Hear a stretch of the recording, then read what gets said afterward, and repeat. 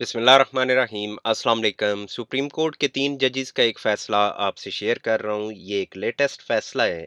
इसमें जो अहम बातें बयान की गई हैं वो मैंने अलग से लिखी हैं, तो इनको यहाँ से मैं आपके सामने वाज़ेह करता हूँ। सबसे पहले जो केस की स्टोरी है उसको थोड़ा-सा समझ लेते हैं कि एक शख़्स फ़ौत हो जाता है, उस शख़्स का नाम है एफ, यानी ये बाप है जो 1957 में फ़ौत हुआ है। इसकी औलाद में 2 बेटे हैं, एस-1 और एस-2। और एक इसकी बेटी है जिसका नाम है डी। अब होता ये है कि इंतकाल वरासत दर्ज होता है 1958 में, उसमें तमाम जायदाद दोनों बेटों के नाम लग जाती है। बेटी को कोई हिस्सा नहीं मिलता। बेटी अपनी लाइफ में इस इंतकाल वरासत को चैलेंज नहीं करती और तकरीबन 1990 में वो फौत हो जाती है।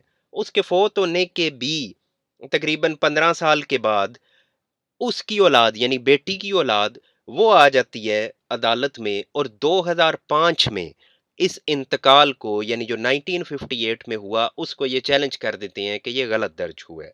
अच्छा, इसमें ये एक यानी जजमेंट में से एक जुमला जो है वो मैंने यहाँ टाइप किया है। इसमें ये लिखा गया है कि जो बेटी की औलाद है वो अदालत में आके कहती है कि हमें जनाब इस इंतकाल का कब पता चला है, 22/12/2004, यानी 2005 में केस किया है, तो वो कहते हैं हमें बस ये थोड़ा टाइम पहले ही पता चला है कि ये इंतकाल 1958 में जो दर्ज हुआ है ये तो गलत दर्ज हुआ है, हमारी माँ को तो हिस्सा ही नहीं दिया गया।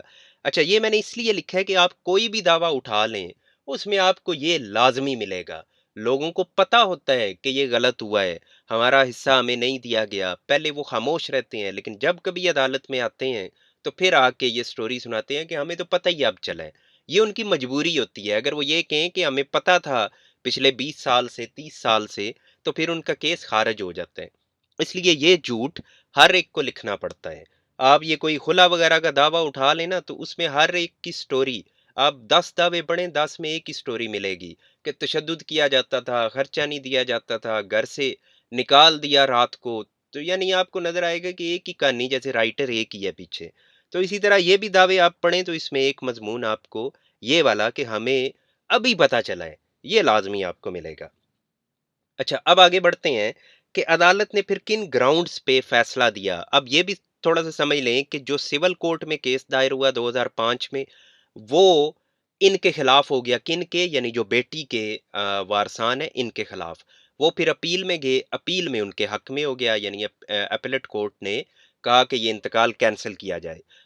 फिर जो दूसरी पार्टी है यानी बेटों की औलाद, वो हाई कोर्ट में चली गई, उनका केस वहाँ से खारिज हो गया।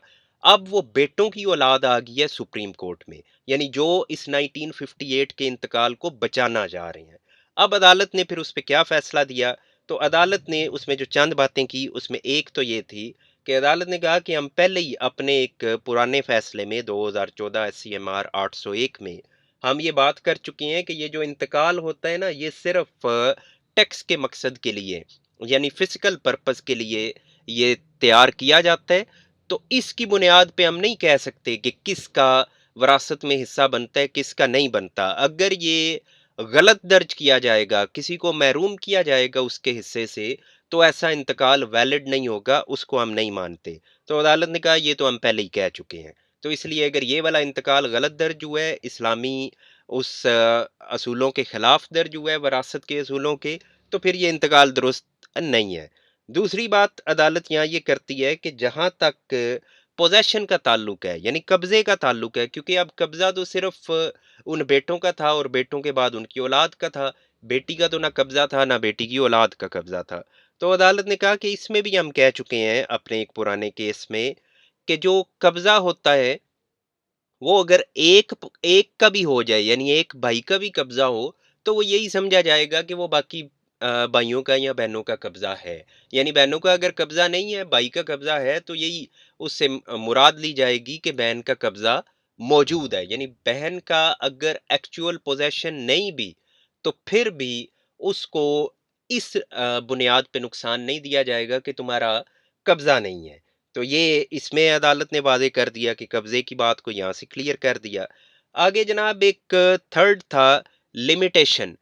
लिमिटेशन यानी उन्होंने कहा कि ये तो इतने सालों बाद आ रहे हैं अदालत में, तो इसलिए अब इनको राइट नहीं दिया जा सकता। तो उसमें भी عدالت نے ایک پرانے اپنے ہی کیس کا حوالہ دے کے عدالت نے کہا کہ یہ لمیٹیشن اس طرح سے کام نہیں کرتی، یہ اس صورت میں ہوگا کہ اگر تو کسی سٹیج پہ یہ پتا چلے کہ اس سسٹر نے، یعنی ان بھائیوں کی جو بہن تھی ڈی، اس نے کسی سٹیج پہ اپنے حصے سے دستبرداری کی تھی، یعنی کسی سٹیج پہ اس نے کہہ دیا میں نہیں لیتی، یا بھائیوں نے وہ رقبہ سیل کر دیا، اب تھرڈ پارٹی اس میں آ گئی ہے، یعنی خریدار بھی اس میں آ چکے ہیں، اب کافی ٹائم گزر گیا ہے، یعنی دیگر لوگ انوالو ہو چکے ہیں، اس کے باوجود وہ بہن خاموش رہی ہے، تو اب اگر اس کی اولاد عدالت میں آ رہی ہے تو پھر ہم انکار کریں گے، لیکن اس کیس میں بہنوں کے نام بہن نے کوئی ایسی دستبرداری نہیں کی، کوئی تحریر اس طرح سے موجود نہیں ہے، نہ ہی ان بھائیوں نے رقبہ آگے سیل کیا ہے،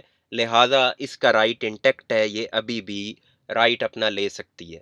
جو بھائیوں کی اولاد تھی انہوں نے ایک اور بات کی کہ یہ پراپرٹی وراثت میں نہیں ملی ہمیں، یہ لائف میں ہی باپ نے بیٹوں کو دے دی تھی، تو اس پہ عدالت نے کہا کہ اگر دے دی تھی باپ نے لائف میں تو وہ دے سکتے ہیں کیونکہ ہبہ تو کیا جا سکتا ہے۔ اب یہ کیس ہبہ سے ڈیفرنٹ ہے، موسٹلی لوگوں نے ہبہ کرا رکھے ہوتے ہیں، ہبہ اور چیز ہے، یہ وراثت میں ملی ہوئی تھی پراپرٹی۔ تو عدالت نے اس میں کہا کہ اگر ہبہ ہوا تھا اس کا کوئی ثبوت دینا تھا، وہ کوئی انتقال دیتے کہ زندگی میں اس نے تملیک کی تھی، تو اس طرح کا تو کوئی موجود نہیں ہے آپ کے پاس، یہ تو سیدھا سیدھا وراثتی انتقال ہے، لہذا ہبہ کا کلیم وہ آپ کا نہیں چلے گا۔ تو اس بنیاد پہ پھر عدالت نے 65 سال کے بعد اس انتقال کو ایک طرح سے کینسل کیا، اور جو شیئر اس بیٹی کا بنتا ہے وہ بیٹی کی اولاد کو دے دیا۔ اس میں ایک اور بات بھی پھر عدالت نے وضاحت کی کہ کچھ جائیدادیں، اب جو بیٹے تھے انہوں نے کہا کہ جناب کچھ جائیداد وہ ہمیں یعنی جو ہمارا باپ ہے اس کو اپنے باپ کی طرف سے نہیں ملی، بلکہ اس نے خود بھی خریدی ہے، اور جو ہم نے خود خریدی ہے اس میں سے وہ ان کا حصہ نہیں بنتا۔ تو عدالت نے پھر اس کو کلیئر کر دیا کہ یس، جو جائیداد صرف اس ایف کی تھی، جو مین باپ تھا اوپر، جو اس کی تھی، اس میں تو بیٹی کو حصہ ملے گا اور بیٹی کے آگے وارثان کو ملے گا، لیکن جو جائیداد بیٹوں نے اپنی لائف میں بنائی، خود بنائی، اس سے ظاہر ہے ان کا کوئی تعلق نہیں ہے۔ تو یہ جناب ایک لیٹسٹ فیصلہ تھا۔ اب اس طرح کے فیصلے جب بھی آتے ہیں یا شیئر کیے جاتے ہیں، صرف آپ کو ایک آئیڈیا دینے کے لیے کہ ان طرح کے معاملات میں عدالتیں کیا فیصلہ کرتی ہیں۔ اٹ ڈزنٹ مین کہ آپ کا کیس اس سے ملتا جلتا ہو تو آپ ذہن بنا لیں کہ لیں جی ہمارا تو یہ کیس اس انداز سے ہو گیا۔ ہر کیس کے اپنے میرٹس ہوتے ہیں، ہر کیس میں مختلف طرح کے قوانین اپلائی ہو رہے ہوتے ہیں، بحث میں مختلف طرح کی سائٹیشنز آپ کے وکلاء پیش کرتے ہیں، ججز کے بھی مزاج وہ بھی اس میں بہت میٹر کرتے ہیں، اس کے بعد جا کے ایک فیصلہ آتا ہے۔ عین ممکن ہے ایک فیصلہ وہ ایک آیا اور دوسرا بالکل 180 ڈگری پہ اس کے اگینسٹ آپ کو نظر آ رہا ہو، فیکٹس آپ کو ملتے جلتے دکھائی دے رہے ہوں، تو یہ بھی ہو جاتا ہے۔ یہاں صرف ایک آئیڈیا دینا، یہ آپ کے سامنے ایک مکمل مقصد ہوتا ہے اس کو بیان کرنے کا۔